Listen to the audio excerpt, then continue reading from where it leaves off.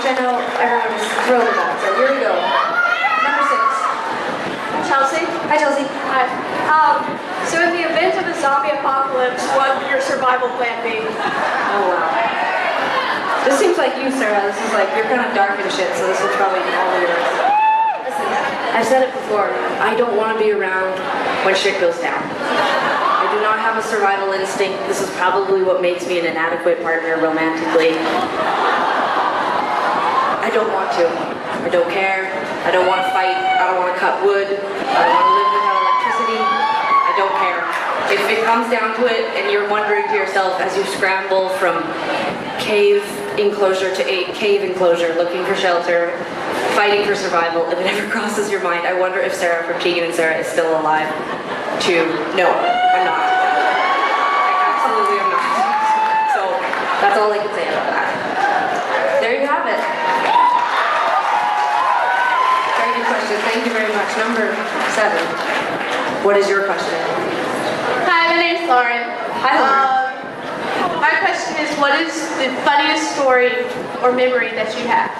The funniest? Funniest or most memorable, best, whatever. All right. I mean, honestly, like, some funny shit goes down in our lives, like, on a daily basis. It's true. Number 1. Okay, in the last 24 hours, the funniest thing that's happened to me.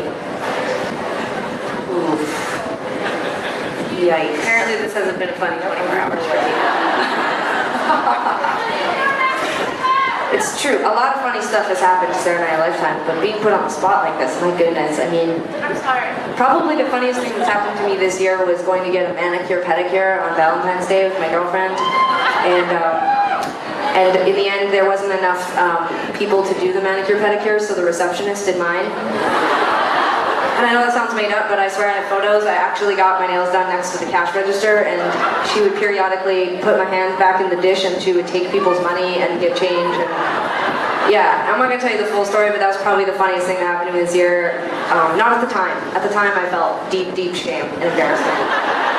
But at the end of the horrible manicure pedicure, the woman came over and gave me a massage and threw my neck out because it was such a violent massage. And my girlfriend videotaped the whole thing, and we'd show it to each other every once in a while, that video. That was probably the funniest thing that ever happened to me. Shit like that happens to me all the time. So, you know, the truth is that we've been touring, like, on the road for 12 years, and sometimes the only thing that, besides crying in the first 6 years, the only other thing that we would occasionally do is laugh at one another. So it's weird because sometimes I forget that humor doesn't have to be something that's mean. You know, like, I forget that... I know. I think a lot of people forget that. But I just feel like you start to laugh at things that normal humans would never laugh at, but the only way to get through those situations is to laugh at them. Like for example, we were in a very scary bus accident in Europe recently, and after like an hour of being in shock, mostly it just turned into jokes and making fun of people the way they screamed when we were in the accident. So I think that that's sort of how you roll when you're in that kind of situation, you know. I mean, we didn't literally roll the bus, but I mean, that's how we roll, and like, that's sort of how we deal with it. And so, yeah, so I generally would say that, like, on a daily basis, I can twist anything into something funny. Like, I'll definitely talk about tonight in a way that's sort of like I have such anxiety right now because I feel like, because something about where the microphone is, it looks like we're selling cattle or something. Like, it's sort of like, it's because of the numbers behind it. It's the numbers on the board, and then the kind of like thing, like I feel like we're at a cattle auction and like Tegan and I are getting sold. Buy us, please. But there's been no bidders. That was a really good question, though. Thank you. I hope that was satisfying for you. Okay. Next one. You want an audience question? Okay. Hold on one second. That's so kind of you. Well, no, I'm gonna say, because I was sitting here, and whoever had 8 gave it up, and I got it. So I'm gonna let.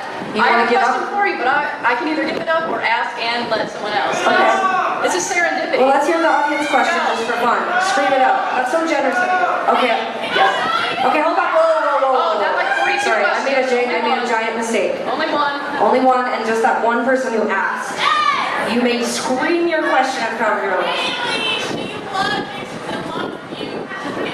It's not a question. No, that's not. So far, That doesn't count. I didn't give up my spot for that. She wants her question back. Oh, now everyone's yelling, sadly I can't hear you anymore. I can see your mouth moving. I have a microphone, so I'm louder than you guys. Yeah. So somebody just took it back. Okay, let's hear the question. Okay, we'll get mine first. Yeah, let's hear it. So, based on the fact, kind of serendipitous, I'm sitting here, I get that. You guys have been touring for 12 years, hard work indeed, but do you find you've taken advantage of some of those little serendipitous moments to get further in your career, that some things have just happened that we're like, holy shit, that just happened, and we're just going to go with it? Definitely. I mean, when people ask advice about how to make it in this business, we always say it's, it's mainly just hard work, but there is a lot of luck involved too. And Sarah and I, we had a lot of luck. Our record, we made our first record and we got it into the hands of Neil Young and his manager, and that's how we got started. We got signed and we made 6 records. And if we'd gotten signed to a major label, I don't know that we wouldn't be here right now. For example, Lady Gaga got our record. I mean, Tegan and I might be up here in bondage right now. Yeah, it's true. Shit might have gone wild, but I'm going to say there's probably a portion in here who would like to see that, but later on in our career. But yeah, no, there's been a lot of funny things that have happened that have just been good luck for us for sure. And mainly it's just the people. I really think that most of it has to do now with just people telling other people about our band. You guys really are the ones that spread the word, and so it's your guys' support. So, but yeah, yes. Okay, thanks for your question. Thank you. All right, I think we have 1 more or 2 more. 2 more. All right, let's do this. Here we go. Hey, how's it going? What's up?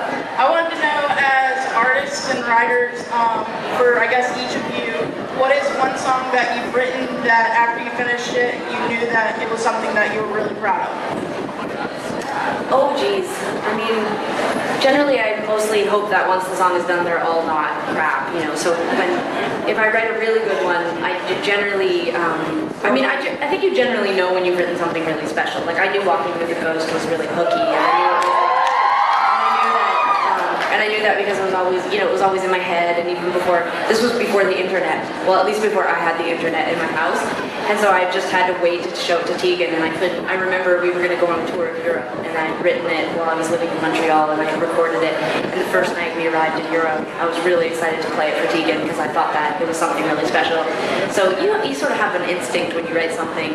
You always think they're good, but then there's kind of like something special, that one, chorus or something. Like I remember writing Back in Your Head, it was the same thing. Like as soon as I wrote the bass line for Back in Your Head, I told Tegan it was a hit, and she said, speed it up, it's very slow. It's very boring. And I didn't say it was boring, I said it needed to be fast. It's true, she didn't wet herself the way that I did when I heard it. But yeah, no, it's, you always try not to write something that sounds terrible, generally. Thank you very much for the question. All right, last question. Here we go. We did it, you guys. All together, Asheville, we did it. One more here. All right, the last wristband. Here it is. Hi. Hi. My name's thru. Hi. It's nice to meet you. Nice to meet you too. I have sort of a 2-part question, and it's probably different for both of you. Lyrically, which song are you most attached to? And then I'm guessing the song you enjoy performing most is a different song. That's a good question. Honestly, I think Sarah and I both can attest to this, that everything we write, at least everything that gets released or that we enjoy listening back to is some story from our lives, and it makes us feel pretty emotional. I think specifically songs from So Jealous and The Con, those eras were really tough. Yeah, and I feel like those are the records our fans from long ago, they still attach to those records a lot, and that's because we were depressed as hell. And, Those are the best ones. They are, they're great. Nobody wants to hear about how happy you are. They want to It's true. how hurt you are. It's true. And so I think we attach to that emotionally. We still connect to that. So I'd say any song from that era. It's hard to pick one. And performing live, I love playing the new songs just because it's new, it's fresh, and I think Sarah and I have grown so much as musicians that it's fun to challenge ourselves on stage. But it's really just about the audience. If the audience responds well, then we play better and we play harder and we have fun. So it's just, it's a negotiation between us and you and you and you and you and you and you. So anyway, thanks for the question. Thank you for coming to Asheville. Thank you for having us in Asheville. Okay, so we're gonna play 2 more songs, but I just want to say, I saw lots of hands up, and I just want to say that it's so cool that you guys even want to talk to us, and thank you so much for wanting to. We have to eventually end the show, so we have to keep playing. But thank you for being so patient, and for those of you that listened and paid attention, thank you so much. It's going to be so great, and you're going to get to see yourself on film, which is exciting. So anyway.